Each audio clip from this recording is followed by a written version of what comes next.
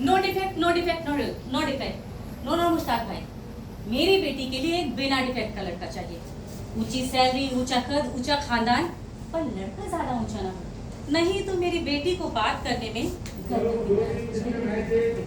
Madam ऐसा लड़का जमीन पे नहीं आसमान में मिलेगा। अरे तो ले आओ ना, पर मेरी बेटी के लिए परफेक्ट लड़का चाहिए, बिना डिफेक्ट। और हाँ, कंपेटिबिलिटी भी होनी चाहिए, आजकल उसके बिना शादी चलती भी कहाँ।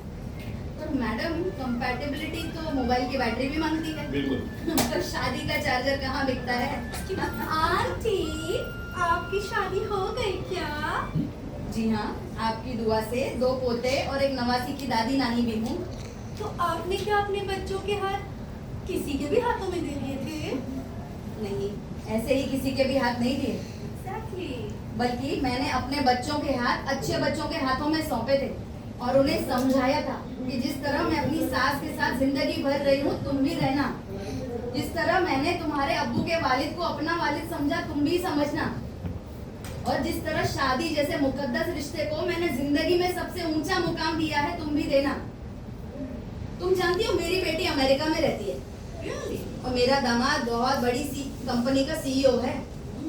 जब शादी हुई थी तो यही अंधेरी ईस्ट में एक कंपनी में काम करता था और मेरी बेटी वर्क फ्रॉम होम करती थी। अब दोनों बहुत खुश हैं। मुझे भी कहते हैं वहाँ आने के लिए और उनके साथ रहने के लिए, पर मुझे यही अच्छा लगता है।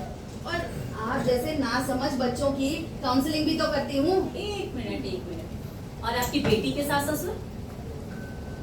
मेरी बेटी उनको जबरदस्ती वहाँ लेकर गई है, अब वो लोग वहीं रहते हैं। हाँ, एक मिनट। फोन पर बड़ी अच्छी बात है, एकदम अपडेट है। अब आपने क्या फरमाया? मैंने कहा मेरी बेटी के सास ससुर अमेरिका में रहते हैं। उधर नौकर नहीं मिलते होंगे। आपकी बेटी भी कमाती है और आपका दामाद भी जाता है। आपकी नवासी को संभालेगा कौन? इसीलिए उसने अपने सास ससुर को अपने साथ ले गई होगी। इसी को बदगुमानी कहते हैं। मेरी बेटी अपने सास ससुर को ऐसे संभाल के अपने हाथों में रखती है। फालतू बात मत करिए। और ननन देवर? हाँ, अब इस बात का आपके पास कोई जवाब है? होगा तो देगी ना। इसका जवाब भी है मेरे पास। वो लोग यहीं रहते हैं। और बेटी, इंसान चाहे ना तो सबके साथ रह सकता है और सबको साथ लेके चल सकता है। बिल्कुल। वो कहते हैं ना, man is a social animal. तो इंसान अकेले नहीं रह सकता, उसको सबके साथ मिलजुल के रहना ही पड़ता है। चलिए फिर हम साथ साथ मिल ही लेते हैं। मुश्ताक भाई, मेरे बेटे के लिए एक ऐसी लड़की ढूंढिए जो नौकरी भी करे, घर भी, नमाज भी पढ़े और शाम को जिम भी जाए। और हाँ, साथ भी थोड़ा धीमे से बोले, ताकि घर में आवाज ना हो। मैडम आप लड़की ढूंढ रही हैं या सुपर कंप्यूटर? मतलब हद है, आजकल की लड़कियां बस फोन फोन फोन। ना खाना आता है ना व्यवहार, किचन से तो उनकी जमती ही नहीं। और हाँ, लड़के, उनके बारे में क्या कहना है आपका? लड़कों में क्या देखना होता है? इक्वालिटी।